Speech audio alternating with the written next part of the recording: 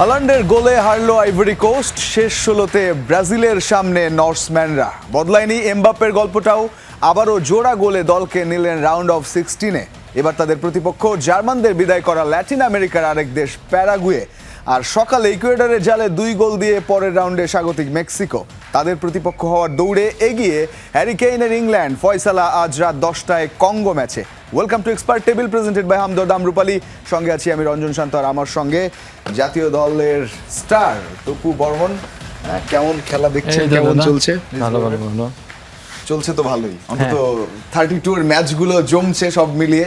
তবে এই 3 ম্যাচ অন্তত এক্সপেক্টেড যে ব্যাপারগুলো ঘটার কথা সেটা ঘটেছে। হ্যাঁ, আপনি যদি বলেন মেক্সিকো থেকে স্টার্ট করতে চাই, তারা আসলে ফেভারিটই ছিল এই ম্যাচে, এবং তার সাথে ধরেন নরওয়ে এবং ফ্রান্স, 3টা দেশে আর কি মানে ডিজার্ভিং উইন, এবং তারা আসলে সেভাবেই খেলেছেন। তো আজকে বলবো যে কোনো হয় নাই, অঘটন ঘটে নাই, যারা ডিজার্ভিং তারাই জিতেছেন।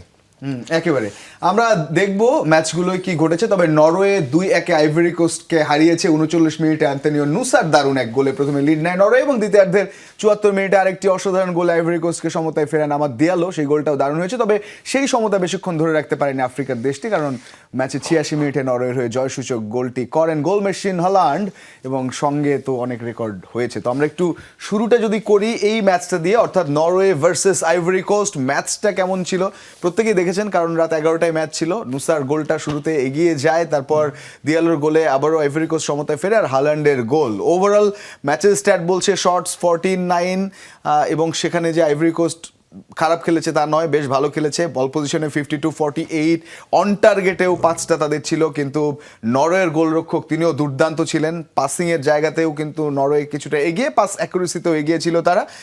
কর্নার লাকিলি অনেক বেশি পেয়েছিল আইভরি কোস্ট, 14টা, তবে গোল করতে পারেনি তারা। সেই জায়গা থেকে ওই একটাই গোল। ওভারঅল 3টা কর্নার পেয়েছে নরওয়ে। তো সব মিলিয়ে ম্যাচটা ভালোই খেলেছিল বলে না, আইভরি কোস্ট আসলে ভালো আধিপত্য দেখিয়েছেন কালকে, স্পেশালি তাদের উইং সাইডগুলো ভেরি ফাস্ট, এবং যে জায়গায় আপনার বলগুলো উইন করেছে, এবং আপনি যদি একটা সময় তো নরওয়েকে তারা ডমিনেট করেছেন সেকেন্ড হাফের কিছু অংশতে।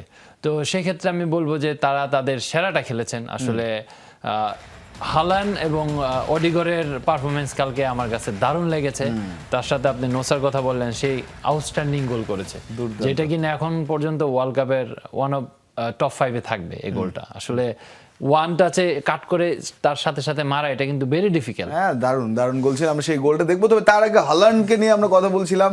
গোল মেশিন, তার রেকর্ডগুলো একটু তো দেখতেই হয়। তিনি আসলে ম্যাচে নামলেই রেকর্ড করেন, বিশেষ করে ন্যাশনাল টিমের হয়ে তার যে গোল সংখ্যা সেটা তো আছেই। প্রথম যে রেকর্ডটা সেটা হচ্ছে 25 goals from his last 13 outings for Norway. মানে ইনসেন ভাই, ইনএভিটেবল বলছে। স্বাভাবিকভাবেই তিনি কিভাবে যেন গোল পেয়ে যান। এবং আপনি কালকে গোলটা দেখছেন, হ্যাঁ, এটা কোনো টাচ হলো, এত আলতো টাচ যে না নিজে ভয় পেয়ে গেছে গোল হবে কিনা। টাচটা আসলে পারফেক্ট হয়নি, প্রপার ওয়েতে তার পায়ে লাগাইতে পারে না, কিন্তু গোলকিপার যদি আরেকটু আগে আসতো ইজিলি ক্যাচ ধরতে পারতো। এটা মানে ওর যে একটা ফেভার আছে। তারপরে ধরেন ডি বক্সের সামনে আশেপাশে বল তার মাথায় আসে, দেখবেন যে পায়ে চলে আসে, চেস্টে চলে আসে। তো এই যে ব্যাপারগুলো, এটাও ট্রাই করেছিল কালকে, একটু দুর্বল হয়েছে, দূর থেকে ছিল, কিন্তু মানে গোল ওকে চায়, ও আসলে গোল চায় না আমার কাছে মনে হয় some time. So that's a quote, যে গোল আসলে হালান্ডকে চায়, হালান্ড গোল না চাইলেও এরকম। আর নেক্সট রেকর্ডটা দেখলে বুঝবো আরো ইন্টারেস্টিং। এই রেকর্ডটা goals as percentage of ball touches, এত কম বল টাচ করে এত গোল পাওয়া। দেখুন 2026-এর এই বিশ্বকাপে 69 টাচে 5 গোল, 7.25% সে টাচ করে, 100%-এর মধ্যে 7.25% টাচ করে সে গোল পেয়ে যায়।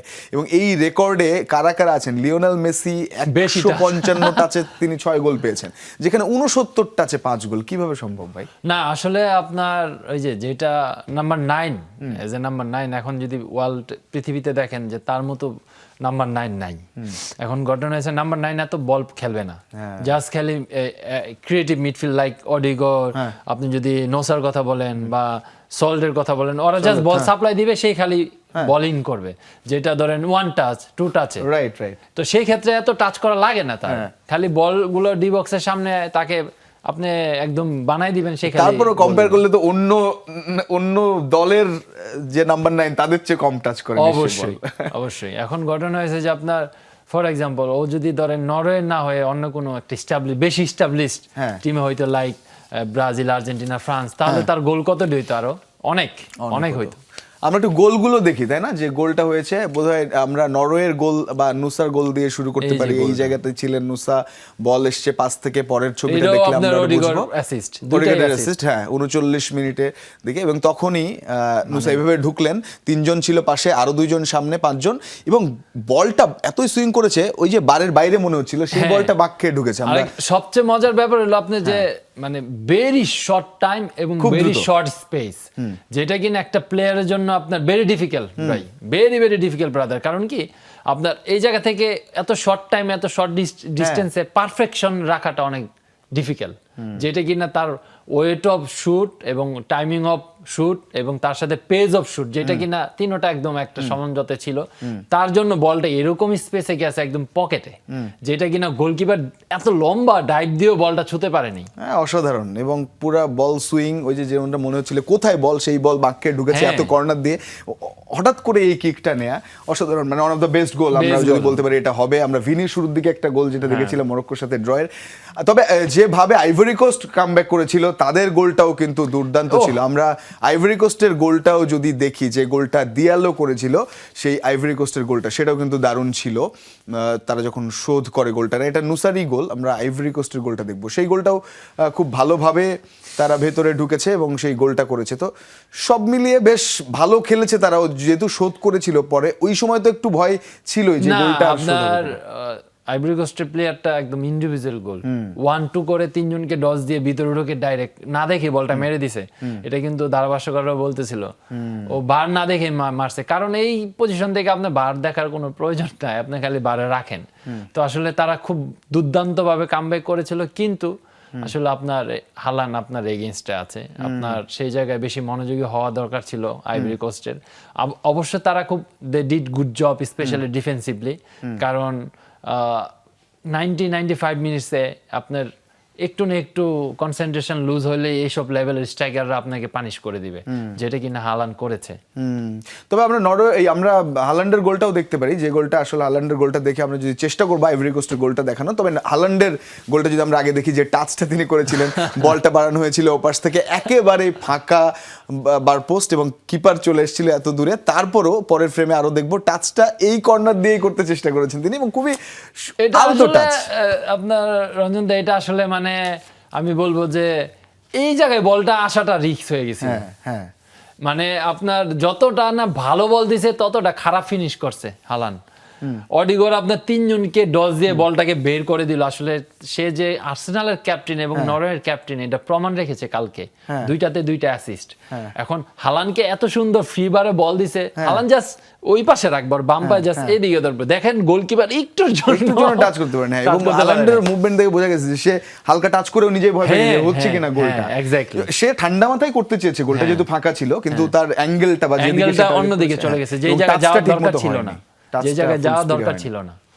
বুঝতে পেরেছি। তো এই জায়গায় আসলে হালান্ড দিন শেষে গোল পেয়ে গেছেন, সেটা একটা ইম্পর্টেন্ট ব্যাপার, এবং তার রেকর্ডগুলো সেটাও আমরা দেখলাম। পরবর্তী ছবিগুলো আমরা যদি একটু দেখতে পারি এই ম্যাচ নিয়ে, আমরা নরওয়ের এই স্ট্যাটটা আমরা দেখেছি আসলে, নরওয়ে এবং আইভরি কোস্টের। আমরা পরবর্তী যদি যাই তাহলে বেটার। এই গোলটাও আমরা দেখেছি যে যেভাবে পাসটা আসছিল সামনে থেকে, আমরা এর পরের ছবিটা দেখলে বুঝবো। এই গোলটাও আমরা দেখে ফেলেছি আসলে, নুসার গোলটা আমরা বরং ফ্রান্স সুইডেনের ম্যাচে যেতে পারি। আমরা যদি আইভরি কোস্টের গোলটা না দেখতে পারি তাহলে আমরা সেটাতে যেতে পারি পরের ম্যাচটায়, ফ্রান্সের ম্যাচটা। সেটা কিন্তু দারুণ হয়েছে, এবং সেখানে এমবাপ্পে তিনি দারুণ, আসলে তার যে গোল, মেসিকে তো ছুঁয়ে দিলেন। না আসলে এমবাপ্পেকে কিভাবে আপনি আটকাবেন, আমি তো ব্যাপারটা বুঝতে পারছি না। আসলে এমবাপ্পে গত ম্যাচে গোল করতে পারে না, কিন্তু আজকের ম্যাচে গোল করলো। আসলে 2টা গোল, যে কিনা অলরেডি 6-6 মেসি এবং এমবাপ্পে একটা সমান লাইনে আছে। আসলে এই যে তার পারফরমেন্স, স্পেশালি ওয়ার্ল্ড কাপ আসলে এমবাপ্পে জানি নিজেকে মানে অন্যভাবে রিপ্রেজেন্ট করে এবং প্রেজেন্ট করে সবার সামনে, যেটা কিনা ফ্রান্স টিমের জন্য বেশি ভালো। আপনি শুধু এমবাপ্পের কথা বলবেন না, আপনি অলিসর খেলা যদি মানে মাইকেল অলিসের তাকে নিয়ে কথা বলবো কালকে, মানে আসলে কি কি পাস দিল, দুইটা তিনটা অ্যাসিস্টে, দুইটা অ্যাসিস্ট করলো আসলে। একটা বাইসাইকেল কি, হ্যাঁ বাইসাইকেল কি ভালো লাগলো। তো আসলে সবকিছু মিলিয়ে ফ্রান্স কালকে ডোমিনেট করেছে সুইডেনকে। আমার মনে হয় যে কোনো পাত্তাই দেয় নাই, ওরকম কোনো ক্রিয়েট করতে পারে না যেটা শুরুর সময় থেকেই তারা যে পরিমাণ অ্যাটাকে গেছে কিংবা গোলের সম্ভাবনা তৈরি করেছে, বোঝা যাচ্ছিল যে তারা অনেক বেশি অ্যাগ্রেসিভ। আমরা এমবাপ্পে যদি দেখি, এমবাপ্পে ভার্সেস সুইডেন, সেটাও দেখতে পারি, বা তার গোলটা দেখতে পারি, যেভাবে তিনি গোল করলেন অসাধারণ। মানে সামনে কতজন, 3-4-5 জন এখানে আছে, এই গ্যাপ থেকে তিনি বল বের করেছেন। কারিশমেটিক, এটা ইন্ডিভিজুয়াল একটা কারিশমেটিক। আসলে এমবাপ্পে আসলে ভেরি ফাস্ট এইসব সিচুয়েশন। এই যে এটা মানে আর বলার কিছু নাই, মানে একদম আউটস্ট্যান্ডিং। এই যে আরেকটা যে অলিসের পাস, এটা মানে তার অ্যাসিস্ট গুলো দারুণ, তার রেকর্ডও অ্যাসিস্টে আমরা দেখবো দুর্দান্ত। সামনে এমবাপ্পে, সেদিকে তিনি বাড়িয়েছেন, তার অ্যাসিস্ট গুলো দারুণ হয়েছে। এবং বারকোলাকে দিয়ে যে গোল করেছেন, আমার কাছে কি মনে হয় জানেন, ফুটবলের একটা ওয়ার্ড আছে না, attacking is the best defence. এখন ঘটনা হচ্ছে ফ্রান্স যখন অ্যাটাক করে, ডিফেন্সের কাছে কিন্তু এত আপনার বল যায় না, যেটা কিনা বড় ধরনের কোনো বিপদে পড়ে নাই এখন পর্যন্ত। তো ফ্রান্সের যে অ্যাটাকিং লাইন আপনি দেখেন, এই জায়গায় 6টা প্লেয়ার আছে, আপনি কাকে রেখে কাকে বলবেন? সেটা আমরা একটু রেকর্ড দেখি বা স্ট্যাট যদি থাকে দেখি। তার আগে আমরা গোল দেখছি আরো একটা, এই গোলটাও পুরোপুরি বিট করেছেন কিপারকে দারুণভাবে। আসলে তিনি যে বক্সের মধ্যে বল পেলে কি করতে পারেন সেটা আমরা দেখেছি, এবং স্ট্যাটও তাই বলে। নকআউট স্টেজ গোলস আমরা যদি এখানে দেখি, তিনি 9 ম্যাচে 9 গোল করেছেন নকআউটে। বিশ্বকাপের ইতিহাসে এত গোল আর নেই আসলে বলতে গেলে। আমরা যদি পেলেকে এখানে দেখি, 7টা গোল তিনি নকআউটে করেছেন। এখানে আরো লেজেন্ডারি রোনালদো স্কোরাররা আছেন। হ্যাঁ, রোনালদো আছেন, 5 ম্যাচে 8 গোল, 9 ম্যাচে 9 গোল। রোনালদোরও 10 ম্যাচ লেগেছে 8 গোল করতে নকআউটে। মানে এটা আপনার মানে ও এরকম একটা মাত্রায় নিয়ে যাবে ওকে। আসলে ওর জন্য এটা 3 নম্বর ওয়ার্ল্ড কাপ। ধরেন আরো 2টা থেকে 3টে ওয়ার্ল্ড কাপ, আরো 2টা খেলবে ধরেন। এখন সে 26-7, দ্যাট মিনস আরো 2টা ওয়ার্ল্ড কাপ ইজিলি খেলবে। দেখুন এই ম্যাচে 9.7, 55 টাচেস, 2 গোলস, এবং এক্সপেক্টেড গোল 0.63, অন টার্গেটে 1.74, 5 শটস, 4 অন টার্গেট। দুর্দান্ত 4 কি পাসেস, অ্যাকুরেট লং বলস 6-6, সাকসেসফুল ড্রিবল 5-3, ডুয়েল সোন 8-5, 9.7, এবং তার যে স্পিড সেটা তো একেবারে অসাধারণ। না আসলে এমবাপ্পেকে নিয়ে আপনি যত কথা বলবেন তার জন্য অনেক কম। তাকে এরকম লেভেলে সে নিয়ে গেছে। আসলে এখন দেখেন মেসির সাথে তার একটা কন্টেস্ট চলছে, আসলে কে এন্ড অফ দ্য ওয়ার্ল্ড কাপে কে গোল্ডেন বুট জিতবে, কে গোল্ডেন বল জিতবে। আমার মনে হয় তারা দুজনে কিন্তু এখন সেরা, আপনি যদি হিসাব করেন। এখন নরওয়ের কথা আপনি বলতে পারেন, তারা প্রমিজিং টিম এবং তাদের জন্য ইজি হবে না, যেহেতু তাদের ব্রাজিলের সাথে খেলা, ওই চ্যালেঞ্জটা তাদেরকে নিতে হবে। তখন আপনি হালান্ডকে কাউন্ট করতে পারবেন যে তারা কোন পর্যন্ত। কিন্তু সবাই বলছিল যেটা যে হয়তো এই বিশ্বকাপে মেসিকে না ছাড়ালেও পরে কোনো বিশ্বকাপে ছাড়িয়ে যাবে সর্বোচ্চ গোল বা এই জাতীয়, কিন্তু এবারের বিশ্বকাপেই তো মেসির জন্য থ্রেট এমবাপ্পে সবচেয়ে না। এখন ঘটনা হয়েছে তারা প্যারাগুয়ের সাথে খেলবে round of 16, right. That means ওই জায়গায় আরো 2 গোল করার সম্ভাবনা রয়েছে এমবাপ্পের। তো আপনার একটা প্লেয়ার ছিল না যে এক ওয়ার্ল্ড কাপে 13টা গোল করেছে, যদি এমবাপ্পে ফাইনাল পর্যন্ত যায় তাহলে ওই রেকর্ড ভেঙে ফেলবে আমার মনে হচ্ছে। না এটা এবারেই সেইটা সম্ভব, যেভাবে তিনি গোল পাচ্ছেন। আর মাইকেল ওলিসেকে নিয়ে কথা না বললে আসলে ভুলই হবে, যেভাবে তিনি খেলেছেন দুর্দান্ত, এবং তারও record players with 5+ assist at a single World Cup since 1966। Player 1970-এ 6টা অ্যাসিস্ট। এই জায়গায় মাইকেল ওলিসে একমাত্র তিনি এই ফ্রেঞ্চম্যান বা ফরাসি যিনি 5টা করলেন 2026-এ, এখনও তো বাকি।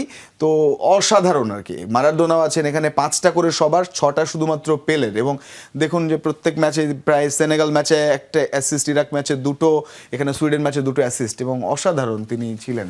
না আসলে আপনি যদি, আমি যেটা বললাম যে ফ্রান্সের অ্যাটাকিং জোনে যারা খেলেন স্পেশালি সবাই এরকম ছন্দে আছে, এরকম আন্ডারস্ট্যান্ডিং ইচ আদার তাদের মধ্যে।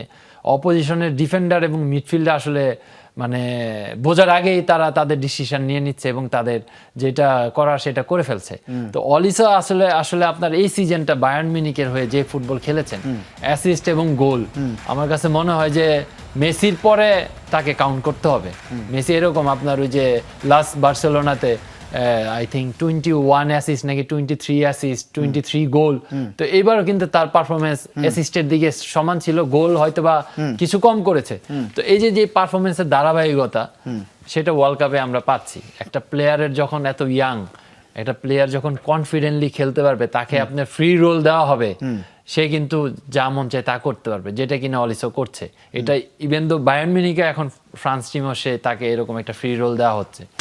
অসাধারণ। তো ফ্রান্সের যে আসলে এবারে জার্মানদের বলা হতো তাদের যে ফুটবল, তবে যে ফুটবলটা আসলে ফ্রান্স খেলছে একেবারেই অন্যরকম, 22-এর চেয়ে আরও পরিণত হয়ে বোধহয় এবার বিশ্বকাপটা না নিয়ে যাবে না, এরকম একটা অবস্থায় তারা খেলছে।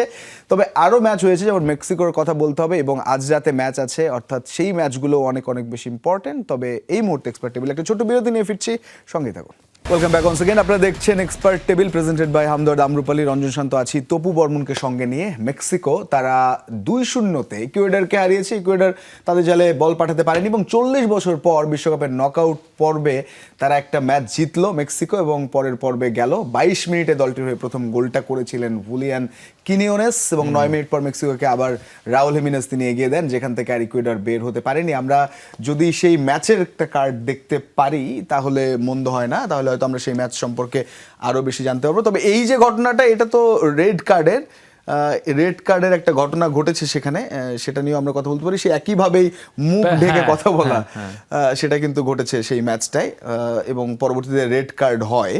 তবে এই ম্যাচটা যদি আমরা আগে দেখি যে ম্যাচটার ঘটনাটা কি ঘটেছে, যেমনটা বললাম যে দুটো গোল সেটা মেক্সিকোই পেয়েছে, এবং শর্টস 15-8 স্বাভাবিকভাবে ইকুয়েডর এর উপর একটা ডমিনেন্স ছিল মেক্সিকোর। তবে পাসেস আবার ইকুয়েডর অনেক বেশি কমপ্লিট করেছে, 4-1-6 পজিশনেও বেশ ভালো ছিল তাদের, পাস অ্যাকুরেসিতেও তারা মোটামুটি এগিয়ে, কর্নারও বেশি পেয়েছে, কিন্তু গোল কেন করতে পারলো না?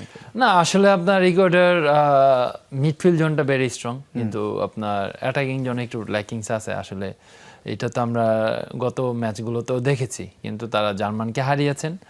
এটা তাদের আমি বলবো ভালো দিন ছিল, ডে ছিল এর জন্য। কিন্তু সবকিছু মিলে এই ম্যাচে আমরা যেটা প্রেডিকশন দিয়েছিলাম যে আসলে মেক্সিকোর আধিপত্যটা বেশি থাকবে, এটা কিন্তু তারা আপনার এখন পর্যন্ত একটা ম্যাচও হারেনি, চারটিতে জয়লাভ হয়েছে। এবং স্পেশালি তাদের দুইটা যে নাম্বার 9 যারা যে দুইজন প্লেয়ার গোল করছে, তারা গোল পাচ্ছে রেগুলার ম্যাচে, এটা কিন্তু তাদের জন্য খুবই একটা প্লাস পয়েন্ট।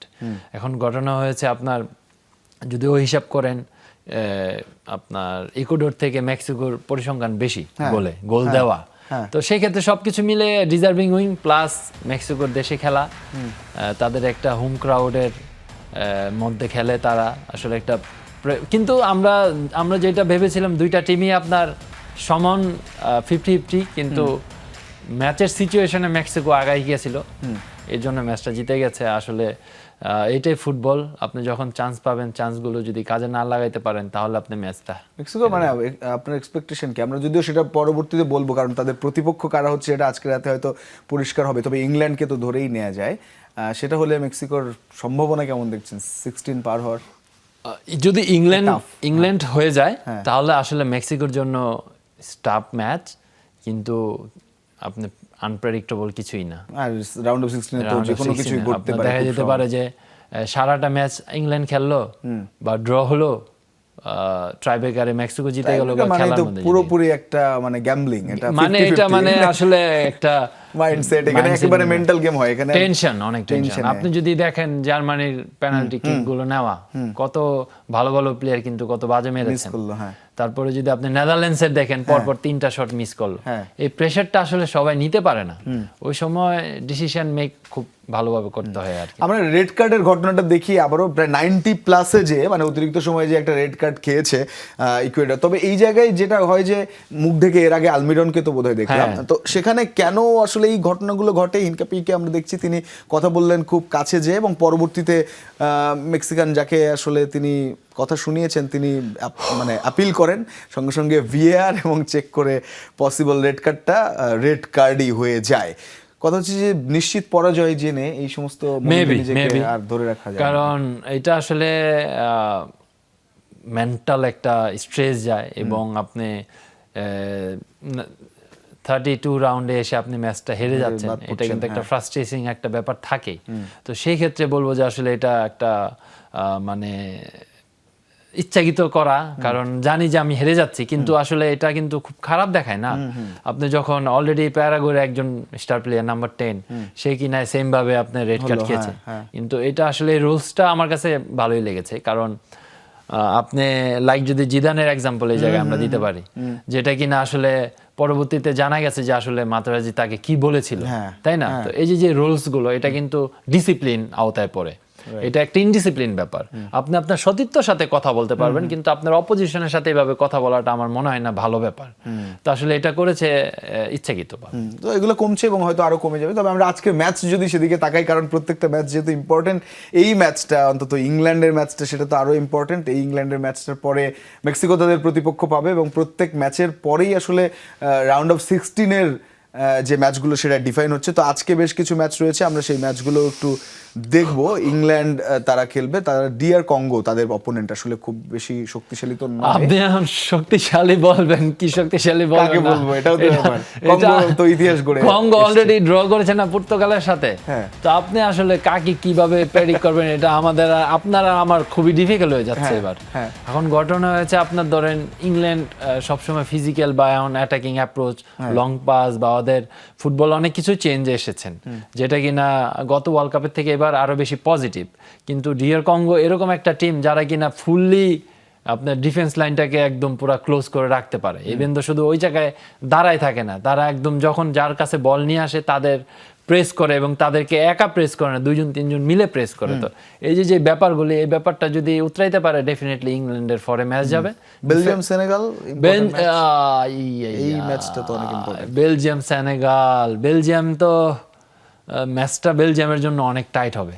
আমরা ইউরোপ দেখে হয়তো বা তাদেরকে ফেভারিট ধরতে পারি, কিন্তু সেনেগাল আসলে খুব ভালোভাবে কামব্যাক করেছে, তারা আসলে কষ্ট করেই এসেছেন এই রাউন্ডে। আমি তারপরে বেলজিয়ামকে আগে রাখবো, ইংল্যান্ড বেলজিয়াম, আর বসনিয়া ইউএসএ জিতবে। ওকে, বসনিয়া ইউএসএ জিতবে, কারণ ইউএসএ আসলে আমি এই পাশের লাইনটাকে আপাতত ইংল্যান্ড বেলজিয়াম যুক্তরাষ্ট্র এটা আপনি রাখছেন। তবে কঙ্গো সেনেগাল বা বসনিয়া, বিশেষ করে সেনেগাল এবং কঙ্গো কঠিন পরীক্ষা নিতে পারে, অবশ্যই নেওয়ার চান্স বেশি বেলজিয়াম এবং ইংল্যান্ডের। সুতরাং দেখা যাক, এই একটা অঘটনের রাত তো হলো না এই রাতটা, তার আগের রাতে হয়েছিল জার্মানিরা বিদায় নিয়েছিল, নেদারল্যান্ডসের মতো দল বিদায় হয়ে গেছে যাদের আমরা এক্সপেক্ট করেছিলাম রাউন্ড অফ 16-এ। তবে এই ম্যাচগুলোতে কি হয় সেটার দিকে আমরা তাকিয়ে থাকবো। তো বর্মনকে অসংখ্য ধন্যবাদ যুক্ত হওয়ার জন্য। এ ছিল আজকের এক্সপার্ট টেবিলে। আগামীকাল 2:30টায় আবারও কথা হচ্ছে। বিশ্বকাপ জুড়ে থাকুন যমুনা টেলিভিশনের সঙ্গে।